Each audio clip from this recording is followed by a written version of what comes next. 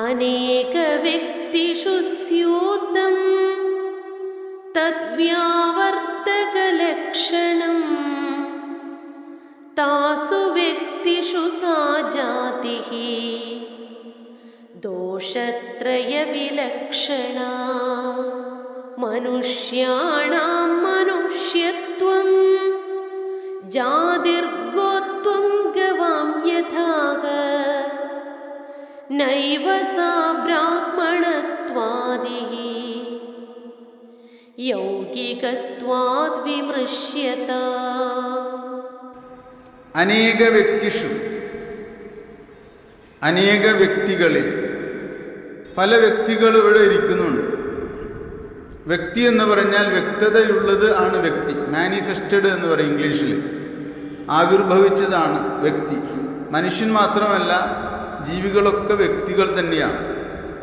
ഈ കാണപ്പെടുന്ന പ്രപഞ്ചത്തിൽ ഉള്ളതെല്ലാം വ്യക്തികളാണ്.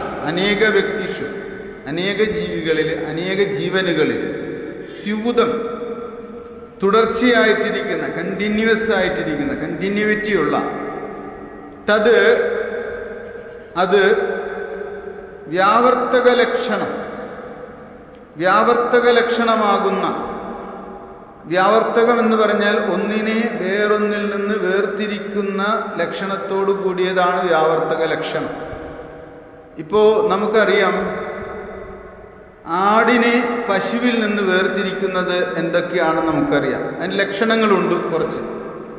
എന്തെല്ലാം ലക്ഷണങ്ങളുണ്ട് എന്ന് പരിശോധിച്ചാൽ, ആട് നാൽക്കാലിയാണ്, പശുവും നാൽക്കാലിയാണ്. അപ്പം അത് വ്യാവർത്തക ലക്ഷണമല്ലത്, അത് സമാന ലക്ഷണമാണ് നാൽക്കാലി എന്നുള്ളത്. ആടിൻ്റെ മേലിൽ നല്ലവണ്ണം പൂടയുണ്ട്, പശുവിൻ്റെ മേലില്ല. അപ്പോൾ അതൊരു വ്യാവർത്തക ലക്ഷണമാണ്. പശുവിലില്ലാത്തത് ആടിലുണ്ട്, അത് വ്യാവർത്തകമാണത്, വേർതിരിക്കുന്നതാണ്. പശു കരയുന്നത് പോലെയല്ല ആട് കരയുന്നത്. പശുവിൻ്റെ ശബ്ദം വേറെ, ആടിൻ്റെ ശബ്ദം വേറെ, വ്യാവർത്തക ലക്ഷണമാണത്. അതുപോലെ ഒരു ജീവിയിൽ ഉള്ളത് വേറൊരു ജീവിയിലുള്ള വ്യാവർത്തക ലക്ഷണം. താസു വ്യക്തിഷു, ആ വ്യക്തികളിൽ സ്ഥിതി ചെയ്യുന്ന സാ ജാതിഃ, ആ ജാതി ദോഷത്രയ വിലക്ഷണ. അവ്യാപ്തി, അതിവ്യാപ്തി, അസംഭവം എന്നീ ദോഷങ്ങളില്ലാത്ത ലക്ഷണത്തോടു കൂടിയവയായി ഭവിക്കുന്നു. ജാതി എന്ന് പറഞ്ഞാൽ ജന്മന ലഭിക്കുന്നതാണ് ജാതി. ജാതി എന്ന വാക്കിനെ കൃത്യമായിട്ട് പറഞ്ഞു തരാണ് എന്താ ജാതി എന്ന്. ജനിക്കുമ്പോൾ തന്നെ അത് നിശ്ചയിച്ചിട്ടുണ്ട് ജാതി. അപ്പം നമ്മൾ പറയുന്ന ജാതിയല്ല ഈ ജാതി. ജനിക്കുമ്പോൾ തന്നെ ജാതി ഉണ്ട്. അതെങ്ങനെയാണെന്ന് ചോദിച്ചാൽ വ്യാവർത്തക ലക്ഷണത്തോടു കൂടിയതാണ്, വേർതിരിക്കുന്ന ലക്ഷണത്തോടു കൂടിയതാണ്.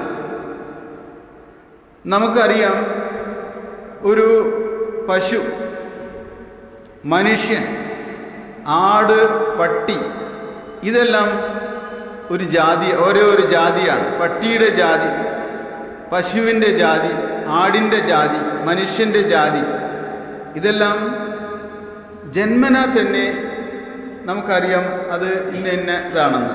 വേർതിരിക്കുന്ന ലക്ഷണങ്ങളോട് കൂടിയതാണ്. തിരിച്ചറിയാൻ പറ്റും പെട്ടെന്നിനത്. ഒരു പട്ടിയും മനുഷ്യനും നിൽക്കുന്നത് കണ്ടു കഴിഞ്ഞാൽ ഏത് കുട്ടിക്ക് അറിയാം അത് പട്ടിയാണ്, ഇത് മനുഷ്യനാണ്. പഠിക്കേണ്ട ആവശ്യമില്ല പട്ടിയെ തിരിച്ചറിയാനും മനുഷ്യനെ തിരിച്ചറിയാനും. മനുഷ്യൻ കുരച്ചാലും പട്ടിയാകില്ല. കാരണം ജാതി കൊണ്ട് തന്നെ ആ വേർതിരിവ് അവിടെയുണ്ട്. അത് ജാതി വേർതിരിവാണത്. യഥാർത്ഥ ജാതിയെക്കുറിച്ച് ഗുരു പറയാണ്. യഥാർത്ഥത്തിൽ എന്താണ് ജാതി എന്ന് ഗുരു പറഞ്ഞു തരികയാണ്. ദോഷത്രയ വിലക്ഷണ. അപ്പൊ ജാതിയെ നിർവചിക്കുമ്പോൾ ആ ജാതിയിൽ കൃത്യമായ ദോഷങ്ങളൊന്നുമില്ലാത്ത രീതിയിൽ തന്നെ ജാതിയെ നിർവചിച്ച് മനസ്സിലാക്കണം. ഒരു നിർവചനം കൊടുക്കുമ്പോൾ അതിൽ 3 തരം ദോഷങ്ങൾ വരാൻ പാടില്ല. ജാതിയെ നിർവചിച്ച് മനസ്സിലാക്കുമ്പോൾ എന്താണ് ജാതി എന്ന്. 3 തരം ദോഷങ്ങളിൽ അവ്യാപ്തി ദോഷം, അതിവ്യാപ്തി ദോഷം, അസംഭവ ദോഷം. അതാണ് ദോഷത്രയ വിലക്ഷണ. ദോഷത്രയങ്ങൾ ഇല്ലാത്തതാണ് ദോഷത്രയ വിലക്ഷണം.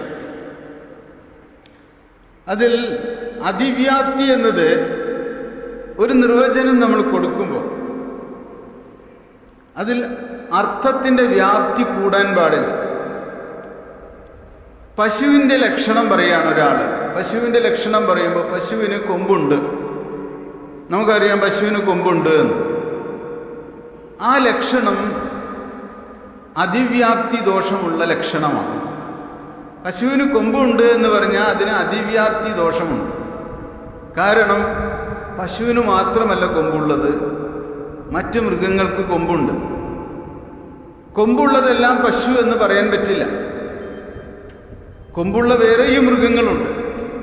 അപ്പോൾ ആ ഡെഫിനിഷനിലെ കൊമ്പ് മറ്റ് പല ജീവികളിലും ഉണ്ട് എന്നുള്ളതുകൊണ്ട് കൊമ്പുള്ള മൃഗങ്ങളെയെല്ലാം പശു എന്ന് പറയാൻ പറ്റുകയില്ല.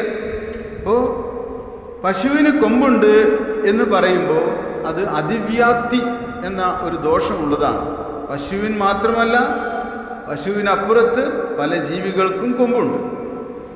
അപ്പോൾ അതിവ്യാപ്തി എന്ന ദോഷം നിർവചനത്തിനെ കവിഞ്ഞു നിൽക്കുന്ന ഒരർത്ഥം അതിന് വരുന്നു എന്നുള്ളതാണ് അതിവ്യാപ്തി ലക്ഷണം. ഇനി അവ്യാപ്തി ലക്ഷണം എന്ന് പറഞ്ഞു കഴിഞ്ഞാൽ ഒന്നിനെ നിർവചിക്കുമ്പോൾ ആ നിർവചനം തികയാതെ വരുന്നു. അതാണ് അതിൻ്റെ ഒരു ദോഷം. പശുവിൽ തന്നെ ഒരു ഉദാഹരണം എടുത്താൽ, വെളുപ്പ് നിറമുള്ളതാണ് പശു എന്ന് പറയുകയാണ്. വെളുപ്പ് നിറമുള്ളതാണ് പശു എന്ന് പറയുമ്പോൾ എല്ലാ പശുക്കളിലും വെളുത്ത നിറം നമുക്ക് കാണില്ല. വെളുപ്പ് നിറം എല്ലാ പശുക്കൾക്കും ഇല്ല. അതുകൊണ്ട് വെളുപ്പ് നിറം ഇല്ലാത്ത പശുക്കളുണ്ട്, അവ പശുക്കളല്ല എന്ന് പറയാൻ കഴിയുകയില്ല.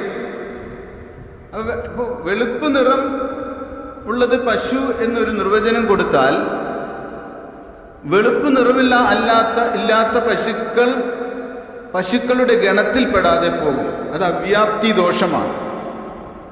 ഇനി അസംഭവ ദോഷം എന്ന് പറയുന്നൊരു ദോഷമുണ്ട്. തീരെ ഇല്ലാത്തതാണ്. ഒറ്റക്കുളമ്പുള്ള മൃഗമാണ് പശു എന്ന് പറഞ്ഞാൽ എല്ലാ പശുക്കൾക്കും ഇരട്ടക്കുളമ്പാണ്. ഒറ്റക്കുളമ്പുള്ള ഒരു പശു പോലുമില്ല. അപ്പോൾ ആ ഡെഫിനിഷൻ അതിന് ചേരാത്തതാണ്. ഇപ്പൊ ലക്ഷണം പറയുമ്പോൾ ഒരിക്കലും ഇത്തരത്തിൽ അപൂർണമായിട്ടുള്ള ലക്ഷണങ്ങളിലൂടെ ജാതിയെക്കുറിച്ച് പറയരുത്. അനേക വ്യക്തിഷു സ്യൂതം തത് വ്യാവർത്തക ലക്ഷണം താസു വ്യക്തിഷു സാ ജാതി ദോഷത്രയ വിലക്ഷണ. അനേകമായ ജീവികളിൽ ഒരേപോലെയുള്ള വേർതിരിക്കുന്ന ലക്ഷണങ്ങളോട് കൂടിയത് ആണ് ജാതി എന്ന് പറയുന്നത്. ആ ജാതിയിൽ ദോഷത്രയങ്ങൾ വരാൻ പാടില്ല. ഇപ്പോൾ 100 പശുക്കളെ അവിടെ കെട്ടി നിർത്തി, നിങ്ങൾക്ക് പറയാം അതെല്ലാം പശുക്കളാണെന്ന് പറയാൻ കഴിയുന്നു. കാരണം ആ 100 പശുക്കൾക്കും സമാന ലക്ഷണങ്ങളുണ്ട്. 100 പശുവാണെന്ന് നമുക്ക് പറയാം, പശുജാതിയിൽപ്പെട്ടതാണെന്ന് നമുക്ക് പറയാൻ കഴിയും. 100 മനുഷ്യനെ അവിടെ നിർത്തിയാലും നമുക്ക് പറയാം അത് മനുഷ്യനാണ് എന്ന്. കാരണം സമാന ലക്ഷണങ്ങളുണ്ട് അവർക്കെല്ലാം. അതുകൊണ്ട് ജാതി എന്നത് ജന്മന ഉള്ളതാണെന്നും അനേക വ്യക്തികളിൽ സമാനമായിരിക്കുന്ന മറ്റ് ജാതികളിൽ നിന്നും വ്യതിരിക്തമായിരിക്കുന്നതുമായ ചില ലക്ഷണങ്ങൾ ജാതിയിൽ കാണുന്നുണ്ട്. മനുഷ്യൻ അതുകൊണ്ട് ഒരു ജാതിയാണെന്ന് പറയാൻ വേണ്ടിയിട്ടാണ് ഗുരു ഇത്രയും പറഞ്ഞിട്ടുള്ളത്. അനേക വ്യക്തിഷു സ്യൂതം തത് വ്യാവർത്തക ലക്ഷണം താസു വ്യക്തിഷു സാ ജാതി ദോഷത്രയ വിലക്ഷണ. ഇത് ഗുരുവിൻ്റെ കാഴ്ചപ്പാട് തന്നെയാണ്, കൃത്യമായിട്ട് ചുരുക്കി പറയുന്നേ ഉള്ളൂ.